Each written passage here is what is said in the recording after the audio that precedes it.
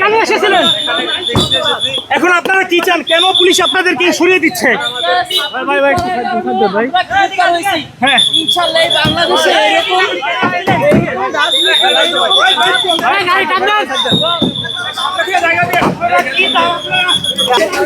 আমরা এখানে তাদের নিরাপত্তার সাথে এখানে সরিয়ে দিচ্ছি। কতজনকে আটক করা হয়নি, তাদের নিরাপত্তার সাথে আপনারা দেখেছেন, তাদের নিরাপত্তার সাথে এখান থেকে সরিয়ে নেওয়া হয়েছে। শেষ। কতজন দিয়েছে?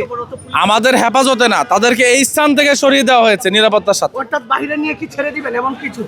সেরকমই। দর্শক যেমনটি জানিয়েছেন, দেখছেন যে আইন